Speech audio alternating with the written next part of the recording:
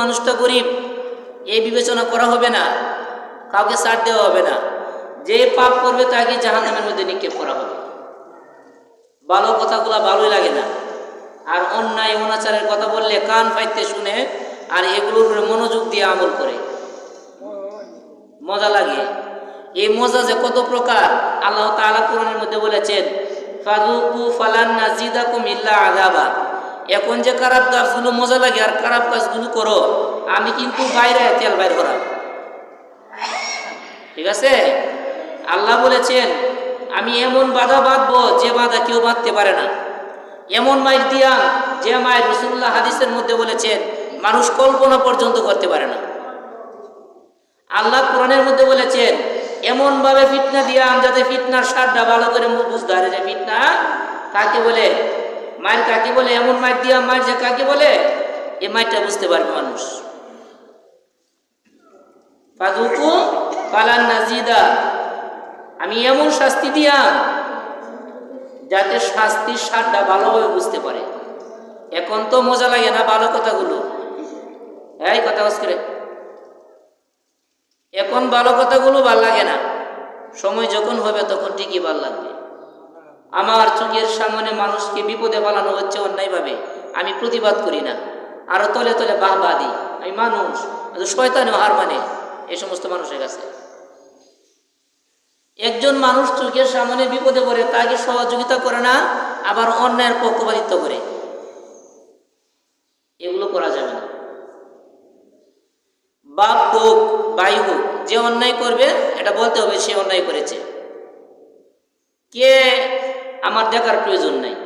আমরা তো গোষ্ঠীগতভাবে মানে চলতাছি, যে ইবাদত করতেছি, গোষ্ঠীর মানুষ যারা করে আমার তো এটাই করা লাগবো। গোষ্ঠীর মানুষ ন্যায় করে নাই অন্যায় করে এটা আমার দেখার বিষয় না।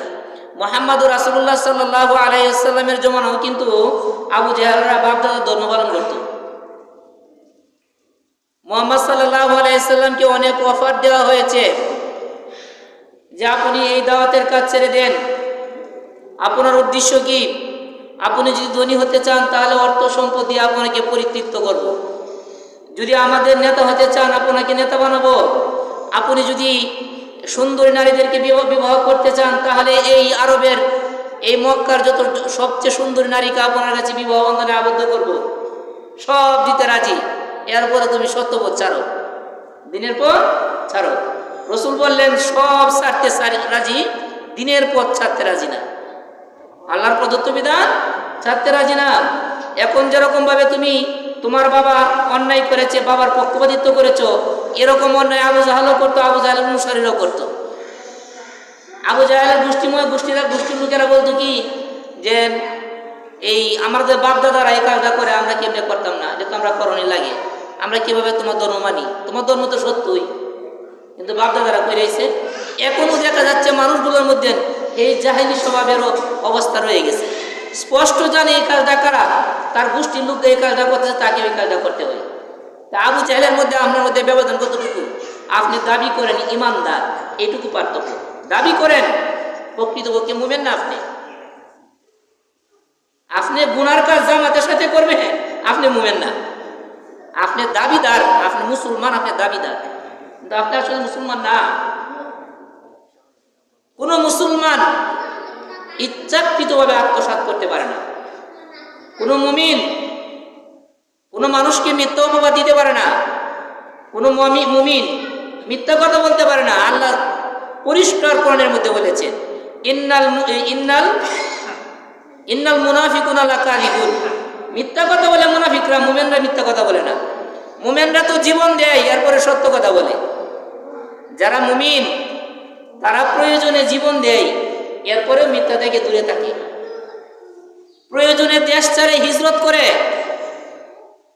মুহাম্মদ সাল্লাল্লাহু আলাইহি ওয়াসাল্লামকে যখন তারা বিভিন্ন দাওয়াত দেওয়ার পরেও, সুখ শান্তি দেখানোর পরেও যখন তাদের দলে নিতে পারে নাই, নবী করিম সাল্লাল্লাহু আলাইহি ওয়াসাল্লামের উপর তারা নির্যাতন শুরু করে, বাধ্য হয়ে তিনি ঈমান সহকারে সাহাবীদেরকে নিয়ে তিনি মক্কা ছেড়ে মদিনায় হিজরত করেছেন, কিন্তু মিথ্যা কথা বলেন না এবং মিথ্যাকে আশ্রয় দেন নাই। আর আমাদের অবস্থা হলো কি? গোষ্ঠীবদ্ধভাবে অন্যায় জড়িত হয়। আমার গোষ্ঠীর লোকগুলো এগুলা করতেছে, আমি না করে কি পারি? তোমার গোষ্ঠীর লোক সবাই সবাই জাহান্নামে যাবে, তুমি কি জাহান্নামে যাবে? এই জন্য প্রতিটি মুহূর্তে চিন্তা ফিকির করে চলতে হবে। আমাকে দেখতে হবে আমার দ্বারা গুনার কাজ হচ্ছে কিনা। আমি তো পাক্কা মৌলবী, 5 ওয়াক্ত নামাজ পড়ি, আর আমি আমার পিছনে কালি কাটা দেখলে খালি কবিরা গুনাহ ছাড়া আর কোনো কিছু নেই। নামাজি তো আমি ঠিকই আছি, নামাজ তো পড়তে আছি। আর যখন আমরা কথাবার্তা বলি, আকাশ থেকে দরবেশায় আমরা বসছি, যা আমাদের মতো দরবেশার নাই। আর যে বলা শয়তানি কাজগুলো বলি, ইবলিসের ঊর্ধ্বে দৌড়ে, যা মেনও নাই, আল্লাহর গজব এখন পড়তে পারে। মানুষের হক নষ্ট করা যাবে না, মানুষের হক নষ্ট করা যাবে না। মানুষের প্রতি সহানুভূতি হতে হবে। আমার চোখের সামনে একজন মানুষ অনাহারে থাকবে, আর তুমি পেট ভরে খাইবা, তুমি মুসলমান না? তুমি মুসলমান? কিয়ামতের দিন আল্লাহ রাব্বুল আলামিন জিজ্ঞাসা করবেন, কিরে আমি ক্ষুধার্ত ছিলাম, আমাকে খাবার দিলে না যেন? বান্দা কইবে, আল্লাহ আপনি তো রব্বুল আলামিন, আপনি আবার কিভাবে ক্ষুধার্ত? আল্লাহ বলবেন, আমার অমুক বান্দা না খাইয়া আসছিল, সে খাইতে পায় নাই, তাকে যদি খাওয়াইতে এটাই আমাকে খাওয়ানো হইতো। সুবহানাল্লাহি ওয়া বিহামদিহি। আর অনাথ গরিব দুঃখীদেরকে খাওয়াবো তো দূরের কথা, তাদের ভাগ্যে যা জুটে এগুলো আরো আত্মসাৎ করি, হরণ করি। এগুলো চরম খারাপ। চরিত্র গঠন করেন, চরিত্র গঠন করেন। কুত্তা বিলের জীবন যাপন করা যাবে না। আমি মানুষ, আমার ভিতরে মনুষ্যত্ববোধ থাকতে হবে। আল্লাহ পরিষ্কার বলে দিয়েছেন কোরআন শরীফের মধ্যে, কোনো মানুষের ভিতরে যদি মনুষ্যত্ববোধ না থাকে, সে পশুর চেয়েও নিকৃষ্ট। বালহুম আদল, কুত্তা বিলার চেয়ে সে নিকৃষ্ট। আপনি মানুষ, আপনি শুধু আকারে মানুষ, আপনি আসলে মানুষ না। এই জন্য মুহাম্মদ রাসূলুল্লাহ সাল্লাল্লাহু আলাইহি সাল্লামের আদর্শকে জীবনের প্রতিটি মুহূর্তে অনুসরণ করতে হবে। আপনি তো মুমিন। রাসূল আকরাম সাল্লাল্লাহু আলাইহি ওয়াসাল্লাম বলেছেন, অসভ্য প্রকৃতির মানুষদেরকে অনুসরণ করো না, দুষ্ট লোকদেরকে অনুসরণ করো না, শয়তানের অনুসরণ করো না। আল্লাহ কোরআনে বলেছেন, শয়তান মানুষও আছে, জিনও আছে। অনুসরণ করতে হবে মানুষের। যাদের ভিতরে মনুষ্যত্ববোধ আছে, যাদের ভিতরে ন্যায় নীতি আছে, তাদের পথকে চলতে হবে। আর আমি গোষ্ঠীবদ্ধভাবে আমি আমার গোষ্ঠী যেদিকে যাবো আমি সেই দিকে যাই, আমার গোষ্ঠী ব্যক্তিকে জাহান্নামে হবো, আমি কি জাহান্নামে যাব নাকি? পরকালকে যারা পিছনে রাখবে ওদের দ্বারাই একমাত্র গুনাহের কাজ হওয়া সম্ভব। যারা দুনিয়াকে সামনে রেখে পরকালকে পিছনে রাখে, তাদের দ্বারাই গুনাহের কাজ করা সম্ভব। আর যে সমস্ত মানুষেরা পরকালকে সামনে রাখে, দুনিয়াকে পিছনে রাখে, তাদের দ্বারা গুনাহ অনেক কঠিন। এই জমিনে যারা অহংকার প্রকৃতি, তাদের কপালে উপদেশ জুটে না, তাদের কপালে হেদায়েত জুটে না। অহংকারীদের কপালে, অহংকারী যারা আছে, বেড়াগিরি, আমার চেয়ে বেড়া কাটা, অহংকারী যারা, রাসূল আকরাম সাল্লাল্লাহু আলাইহি ওয়াসাল্লাম এক হাদিসের মধ্যে বলেছেন, হাদিসে কুদসি, সেখানে আল্লাহ তাআলা বলেন, অহংকার এবং বরত্ব হলো আমার চাদর, মহত্ব হলো আমার ইজার। কোনো মানুষ যদি এই দুইটার কোনো একটাকে নিয়ে টানাটানি করে, তাকে আমি জাহান্নামের মধ্যে নিক্ষেপ করবো। বলেন নাউযুবিল্লাহ। অহংকার করে শয়তান, কোনো মুমিন অহংকার করতে পারে না। ফেরাউন ক্ষমতার দাপট দেখিয়েছিল প্রচুর, নিরহ মানুষদের উপর অত্যাচারের স্টিম রুলার চালাইয়াছিল ফেরাউন। আল্লাহ তাআলা সহ্য করতে পারেন নাই, নীল নদের মধ্যে সুবাইয়া মারছে এরা। মানুষের প্রতি সদয় হতে হবে, মানুষের প্রতি দয়া দেখাইতে হবে, মানুষকে মহব্বত করতে হবে, প্রত্যেক মানুষের অধিকার সম্পর্কে সচেতন থাকতে হবে। মানুষ যেন মানুষের কাছে অধিকার পায় এমন জীবন গঠন করতে হবে। একজন অনাহারী মানুষ খেতে পায় না, আপনি তার একটু জমি জমা কোথাও আছে, এটা নিয়ে আপনি আত্মসাৎ করে খাইতেছেন। এই জমিটা দখলের জন্য যদি চেষ্টা করে, আপনি আরো হুমকি দেন, এটা হইল? অভাবী মানুষ এমনিতে চলতে পারে না। এক কুচি জায়গা আছে, এই জায়গাটা আপনি বুক করে খাইতেছেন। যখন আপনার বিরুদ্ধে কেউ কাছে অভিযোগ করে যে আমার জায়গাটা অমুক ব্যক্তি তো বুক করে খাইতেছে, আপনি করেন কি? আপনি তো শক্তিশালী, ক্ষমতা আছে, আপনি চোখ রাঙ্গান, হ্যাঁ এমনি শেষ। আপনি মুসলমান?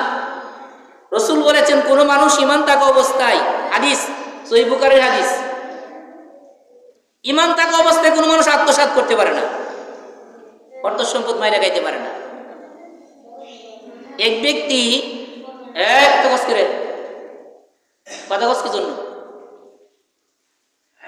এক ব্যক্তি হজের কাজ করে, মানুষের হজ করায়, মুনাজ্জিম, হজ ব্যবস্থাপক, মুনাজ্জিম।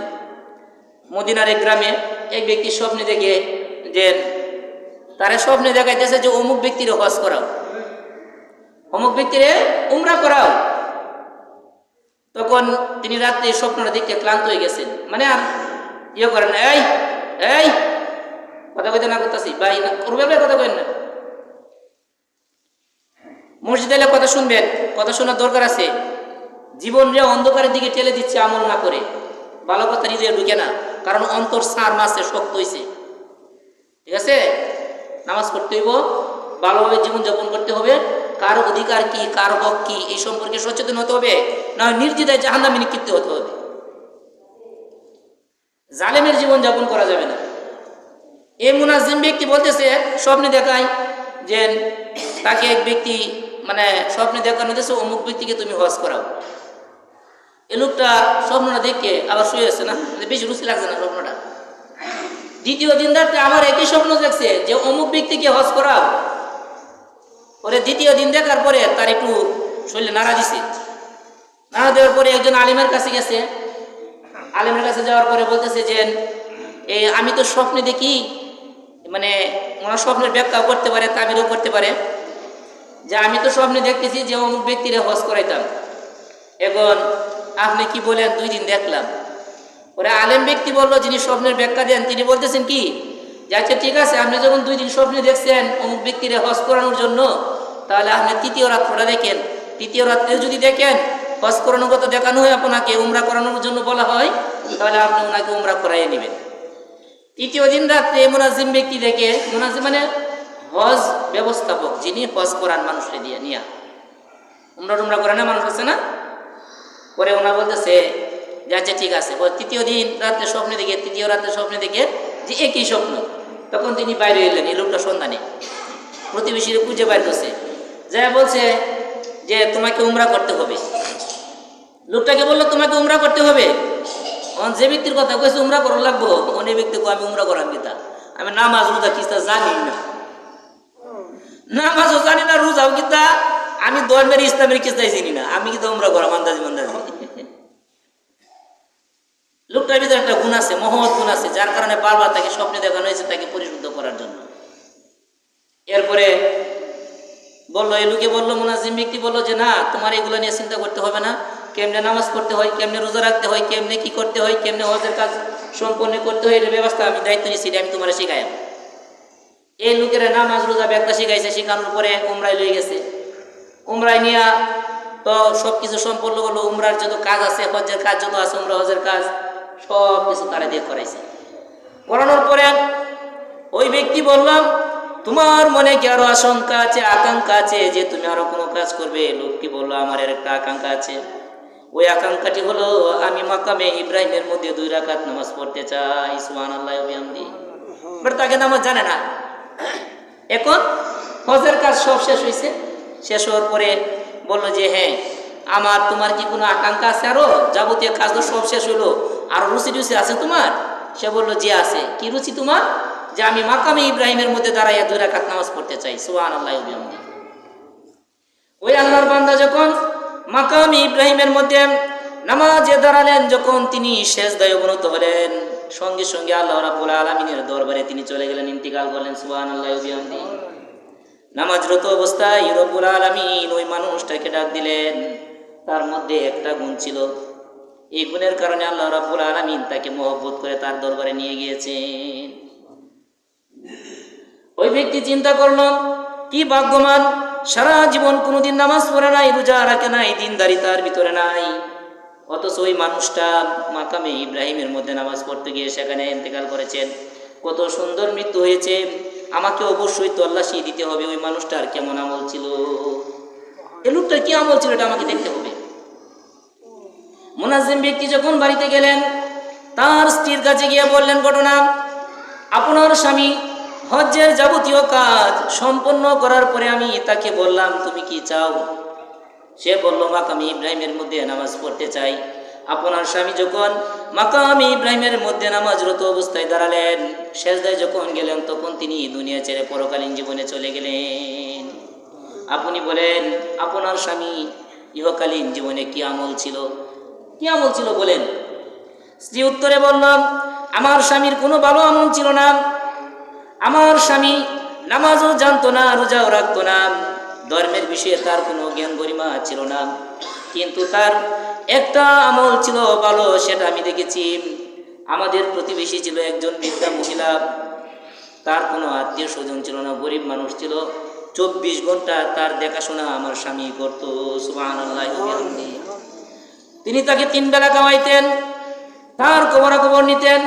যখনই তার জন্য খাবার নিয়ে যেত, বৃদ্ধা মহিলা তার জন্য দোয়া করতো, রব্বুল আলামিন আপনি মানুষটাকে উত্তম মৃত্যু দান করিয়েন, সুন্দর মৃত্যু দান করিয়েন, ইমানের হালতে আপনার কাছে নিয়ে যায়েন।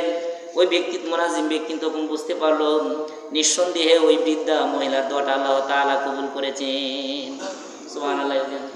চিন্তা করেন, একজন বৃদ্ধা মহিলা, তার আত্মীয় স্বজন নাই, আপন বলতে কেউ নাই। এই মানুষটা মূর্খ, জাহেল, নামাজরত, তার কোনো কিছু নাই। এই মানুষটা দিনে রাতে 24 ঘন্টা ওই মহিলার কবর নেই। এই কবর নেওয়ার পরে আল্লাহ রাব্বুল আলামিন ওই মানুষটাকে এই মহিলার দোয়ার বদৌলতে কত ইজ্জত দান করেছেন। এমন গরিব মানুষ আছে যাদের অর্থ সম্পদ আমরা আত্মসাৎ করে খাচ্ছি, তার সম্পদ তাকে ফিরিয়ে দিই না। আপনি জান্নাতে যাবেন, জান্নাতের গন্ধ পাবেন না। সমাজ থেকে শুরু করে রাষ্ট্র পর্যন্ত প্রতিটি দায়িত্বশীল মানুষের কিছু কাজ কাম আছে যেগুলোর জন্য কিয়ামতের দিন তাকে জাহান্নামে যেতে হবে। এই ওয়ার্ডের মেম্বারের দায়িত্ব হলো, এই ওয়ার্ড মেম্বারের দায়িত্ব হলো যে ওয়ার্ডের মধ্যে যত অসহায় মানুষ আছে তাদের কবর নেওয়া, কবর নিয়ে তাদের লিখিতভাবে নাম নেওয়া, কে কষ্ট করে, যে কে দুঃখ করে, কে আছে কে না কে আছে। এটা ওয়ার্ড মেম্বারের উপর ফরজ আইন, বাধ্যতামূলক ফরজ বিধান।